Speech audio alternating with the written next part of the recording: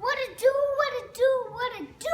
Welcome back to the channel, baby. Yeah. What it do, what it do, what it do, Half and J family. Welcome back to the channel, baby. Yes. It's your boy Half. And your girl Jay. And we back with another reaction video.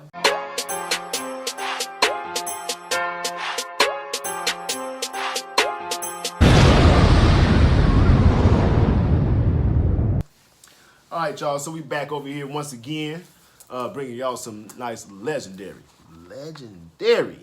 reactions. Would you call them legendary? Yes, I would. Okay. Well, legendary. You feel me? Hope y'all feel like they're legendary too. But anyway, y'all see the title, y'all see that thumbnail. Go ahead and introduce them to what we're going to react to today. Russell Brand. Russell Brand. And the commentary is, you couldn't make this ish up. you couldn't make this ish up. You feel me? Y'all should already know what the ish means, you know what I'm saying? If y'all don't, then hey, catch up. So anyway, we're about to get into it, but before we do, everybody that's out there who has not yet subscribed to the channel, go ahead and hit that subscribe button. Yes. Turn your post notifications on. Yes. Like and share this video. Yes. And comment down below, baby. Down below. Come and join the squad, man, Half and Jay. We already kicking off. What? Good vibes, baby. Good vibes. Boom. Boom. All right, let's get it. Facebook Meta man Mark Zuckerberg and his pen pal Fauci in a real farrago because Fauci's had to ban past self from saying stuff in a fact-check farrago. If disinformation is you yesterday, who can we trust about what disinformation is? Or is it just a Ouroboros? That's a snake eating its own tail, made of disinformation. What? I'm lost. Hey, you 5.4 or 5 million awakening wonders, thanks for staying with us on this journey that we're making together of awakening, even though most things could be considered disinformation. We've got to the point... Okay, I see right now, he a fast talker. Mm-hmm. He the type of dude that would talk you out your money. You know what I'm saying? You know, so you're the one you see in front of Walmart, you know, pitching something to you. No. Before you know, you gonna give him all your money, and you can't even go shopping no more. You feel me? Because he talking real fast right now on some real shit now. Damn. Making together of awakening, even though most things could be considered disinformation. We've got to the point where Anthony Fauci saying you don't need a flu shot if you've already had flu because of natural immunity can be considered disinformation. Fauci is sort of in a back to the future with himself. I can't trust you, old days me. What were you saying, old days me, you bloody idiot? That's disinformation. Sorry, future me. We had so much high hopes for us. Okay, hey, this is if you want to come and see me live, you can come see me live. There's a link in the description for that. If you're not a subscriber yet, become a subscriber now. Let's get that number ticking over. Let's get an accumulated army of awakening wonders that come together to work in powerful holy union. Beyond the apparent fragmentation that those that govern would have us squabbling about. Become free. Awaken yourself. Be restored to glory. Ah, the woodshed. Right. Oh, and if you want to see me live, there's a link in the description. Now, this story is, of course, about Facebook fact-checkers banning Fauci for saying that stuff about the flu shot. Let's see what he said. And let's ask, who gets to decide what's disinformation? And if this thing can end up banning the sort of central patriarch of the whole disinformation phenomena, who can we trust? Hey, that's disinformation. Who are you to tell me it's disinformation? Yeah, good point. Stop doing disinformation. But she's had the flu for 14 days. Should she get a flu shot? Well, no. If she got the flu for 14 days, she's as protected as anybody can be, because the best vaccination is to get infected yourself. Okay, that didn't age well. Let's play devil's advocate. And by God, sometimes I think it is the devil that we're advocating. What I suppose I would say is you can't assume what's good for the goose is good for the gander, and the treatments of flu might vary from the treatments of coronavirus, about which I'm not an expert and neither am I claiming to be. But over recent months in particular, we've learned that the narrative has shifted in many ways. For example, around the Wuhan lab, the subject of natural immunity has been discussed by Johnson & Johnson. We've done videos on that. So I'm not making any claims about what you should do with your health or about what's best for people that have an illness. I'm not making those claims. What What we're talking about here is disinformation. And if we've got to the point where the people that come up with the disinformation regulation can themselves be censored for disinformation, aren't we in a sort of Eminem song now? If she really has the flu, She might not have. For all that could be something else. Have you seen how dangerous wet markets can be? she definitely doesn't need a flu vaccine. If she really has the flu. She should not get it again. No, she doesn't need it because it's the most potent vaccination is getting infected yourself. Okay, so there you go. Times change and contexts differ. So those are certainly factors that I wouldn't seek to overlook or avoid. So what year was that he said that? I'm not sure. You know, y'all let us know what year that was, please, in the comments, please. Certainly factors that I wouldn't seek to overlook or elide. But what I do think is important is that we're able to have a conversation. In fact, this video is about disinformation and the censorship around public debate using disinformation as the leverage for censorship. You can see that it's become ridiculous because it's censoring itself now. I mean, that's mental. That's literally Skynet. One day the disinformation robot realized that everything was disinformation. It realized that the word bot could mean the word bottom, and it was disgusted by that, so it censored itself on the bottom. We're not using this to question the credibility of anything Fauci is saying now, or indeed anything Fauci has said in the past.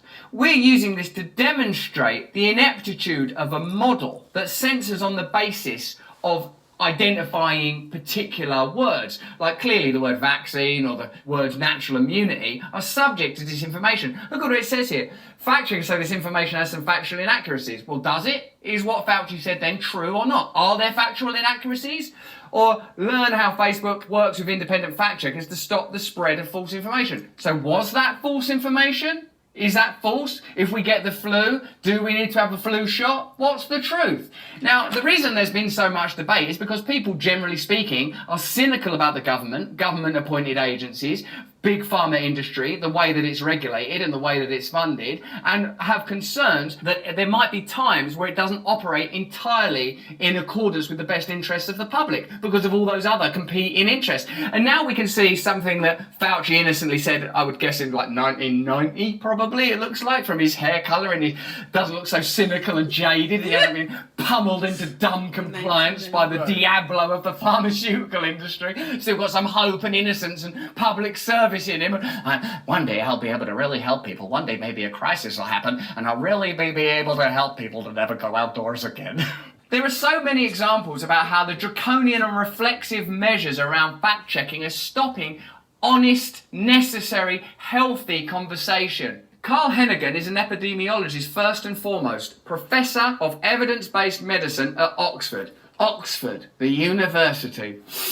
He doesn't create social media storms for fun, nor does he have any track record of contrarianism. So how does such a person get banned, as Hennigan was last week, from a social media platform? Well, you can see how it would happen now, because it's a reflexive and controlling mechanism that stifles debate and controls information using the leverage of the word disinformation to adjudicate and control outcomes. And that makes me feel that what they want to do is control the public space, dominate public consciousness, not to protect people, but simply to have power and control. What do you think? Let me know in the comments below.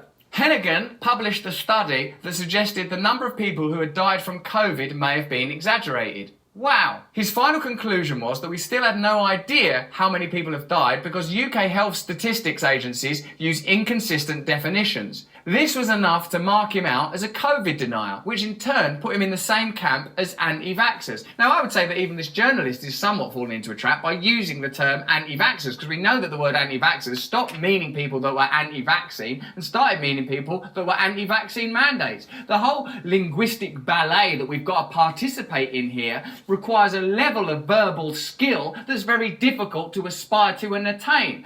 I think what will be an easier route is to allow people to have open conversations, particularly accredited experts in the field of epidemiology, particularly past versions of current auteurs and impresarios in the administering of the regulations. If Fauci himself is not safe from accusations of disinformation, even when espousing theories that seem pretty copper-bottomed and reliable, that it would seem that the disinformation machine has gotten out of control. It needs review. It needs looking at. Otherwise, what you'll get is a system that favours a particular outcome, and we know what those outcomes are. They are the interests of big business. They are the requirements of the state. We already know that Mark Zuckerberg personally wrote to Fauci to say, is there anything I can do to help you during this difficult time? That might be entirely innocent. That might be exactly the kind of thing you want titans of industry and heads of health doing. But it's pretty odd that the best response that Fauci could have given to that offer for help is, would you mind not censoring past me when I'm just trying to help people with the flu? When you're censoring experts in their field simply for having views that don't fall into alignment with the current whims of power structures, then you're less likely to reach a truthful and authentic conclusion and reasonable solutions to the problem that you're facing. This will be achieved collectively and collegiately, listening to epidemiologists, immunologists, experts from a variety of fields coming together in open discourse and debate. The alternative is a kind of blithe authoritarianism that just does what it likes, and I believe will ultimately lead to situations where ordinary people have less and less power. Sometimes I wonder if we're being kind of conditioned to accept authority, to just accept, do as you're told, do as you're told, stay in your house, do as you're told, shut up.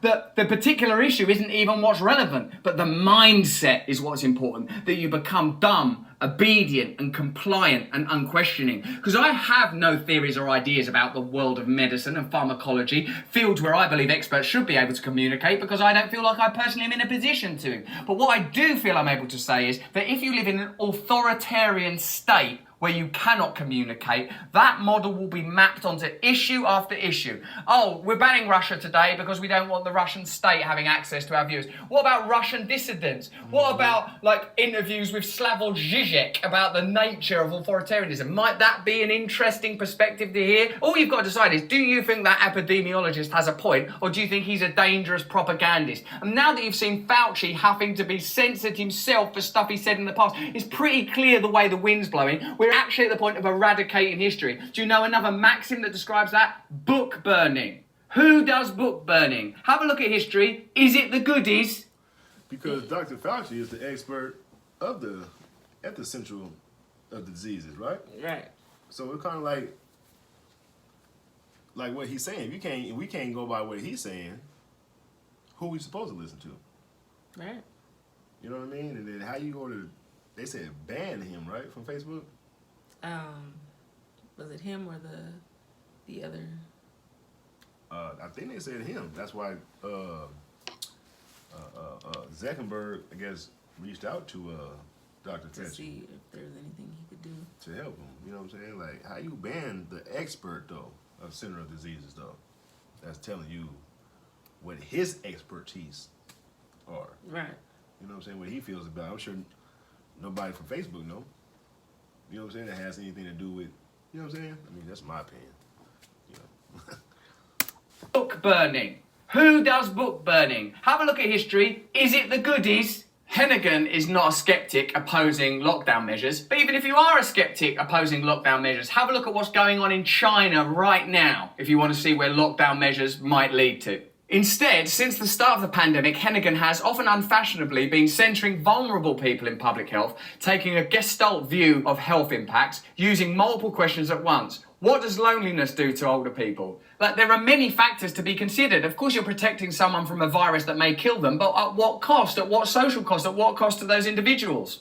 What does disruption of routine do to the mentally ill? Why would you eliminate that question? Why would you say, oh, I don't want to ask that question? What, should we just pretend there's no such thing as mental illness? Should we pretend there's no such thing as loneliness? We've been doing that for a while now, and look at the culture that's being created by deliberately obfuscating the experience of many individuals in the collective. Addiction is on the rise. Mental illness is on the rise. I'm not suggesting that's solely as a result of lockdown measures, but I am saying it's a result of authoritarianism and the exclusion of vital information around what it is to be human. This is what's being rejected. Data is being prioritised over all else, and it's only a certain type of data that leads to particular outcomes. What decisions could a dutiful citizen make to protect others? And could we not find some way to normalise thoughtful and responsible behaviour before we isolate the already isolated? All fantastic questions asked by a brilliant scientist who's no doubt in search of solutions that benefit all of us. Now, even the use of authoritarianism in the pursuit of that end would be fantastic. The problem with authoritarianism is it's very difficult to be multivalent. Once you said this is the solution, this is what we're going to do, we all know where that leads. We've seen how it played out in history. It's not enough just to change the badges and the words. You have to change the mindset. This isn't really a defence of Hennigan, rather there is a fault in the conception of disinformation and how to prevent its spread. Fake news can't be combated with blanket rules against anti-vaxxers. My personal feeling is you should have freedom of speech and let people communicate and let people convince one another through the power of argument, through the power of persuasion. No, the data suggests this. I don't like being subjected, I use that word deliberately, to the authoritarian edicts of people who may or may not have my best interests at heart. You don't worry about thinking, we'll do the thinking for you. I'll do my own thinking, thanks. I'll communicate with the people I want to communicate with. I'll compile my own data, and if I make a mistake, I'm so sorry, I made a mistake. Rather than trying to appeal to a sort of inflexible pyramid of ideals that we're not allowed to penetrate or question. We've been trying to separate the business of gathering news from the business of disseminating it all century. It's time to admit the experiment has failed. Yes! The experiment has failed. It's time to accept that the best way for people to understand one another is through honest and open communication. That unless you have someone who you trust to be the centre of an authoritarian state, it's best not to have one. Unless Jesus or Muhammad or Buddha or whoever comes back and says, don't worry, I'm going to do all the thinking for you, we better work it out collectively, recognising that there are fields of expertise all over the place, that circumstances change, that above all else we do not want to yield to centralised authoritarianism. Above all else, we want to be able to communicate freely within and between our communities. Above all else, we must be honest and open and free and recognise our joint fallibility and our collective ability to create new systems together. But that's just what I think. Let me know what you think in the comments below. If you enjoyed this video, have a look at one of these cheeky little guys. If you want to come and see me live, there's a few tickets left in Blackpool. Click on the link, come see me in Blackpool. It's going to be amazing there. And if you want to sign up to my mailing list, please do. And remember to subscribe to this channel. It really helps us. But more important than all that admin is that you please God, stay free. I like how you got the bird right there. Right. You know, because I always said, you know, if you come back, resurrection, all that type of stuff, I would love to be a bird. Mm-hmm. You know what I'm saying? Because they're free. Mm-hmm. They go as they want to. They fly wherever the hell they want to fly to. Mm-hmm. You know what I'm saying? Like, but what you think about the video, though? I think he's speaking off facts. He's speaking the truth. Right. Who wants to be controlled and of our thoughts. Thinking and our freedom of speech and just everything controlled. I love when people are open and honest and we can debate and discuss things because it brings awareness for one and it can solve a whole lot when the communication is open and honest and right, definitely can solve a whole lot. And I feel like we are being controlled with what we can say.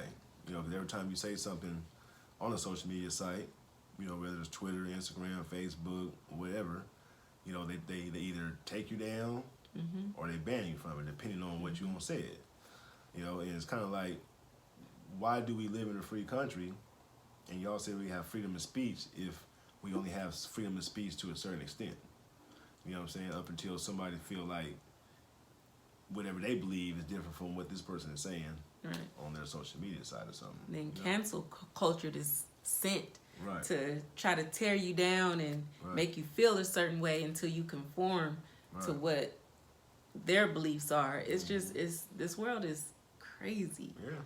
It's real crazy. But hey, I'm going to remain Jay. Yeah. And I'm going to have my thoughts and my own opinions. Right. Now, do you think you're supposed to adapt to the way the world is going, or I think a lot of do your own thing? I say do your own thing, but from what I see now, everybody's conforming to how the world wants them to think and speak and if you don't agree, and look, and if you don't agree with that, you're wrong. You're different. canceled. Yeah, you're shunned pretty much You go stand for over having there. your own thoughts. Right. Yeah, Yep. and opinions, and it's really sad. But kind of like Russell said, that's what we believe. Y'all let us know what you think down in the comment section below. Yes, And yes. make sure y'all come back and join us for the next reaction. I definitely enjoyed this one. And again, education is good. Always educating yourself is good. Yes. And that's why we do these reactions right here, to educate ourselves and also educate some people out there, you know, who just may be one way. Right. You know what I'm saying? Closed-minded. And hopefully we can reach somebody that can open their mind up and start looking at things maybe a little bit different. You know, so anyway, let's get to some shout-outs. Okay, first shout-out goes to David Robinson. What's up, David Robinson? David Robinson. I think that's a basketball player name. Really? Yeah, he used to play for the Spurs. But anyway, shout out to you. Hope you definitely enjoyed that one right there. You couldn't make this ish up, Russell Brand. You know what I'm saying? If you guys want some more Russell Brand, make sure y'all go ahead and smash this like button. Let's get this video out there in the YouTube world. Yes. So we can double back and give y'all some more Russell Brand. Yes. And second shout out goes to Remedy 187. What's up, Remedy 187? Remedy, what's going on with you, 187? It's murder. Shout out to you though. Yes. Hope you enjoyed that, Russell Brand. Leave your comments down below, your thoughts and everything, and come back and join us for some more. Come back. Yes. We done? We're done. All right, so we out this thing, y'all. Yes. Peace.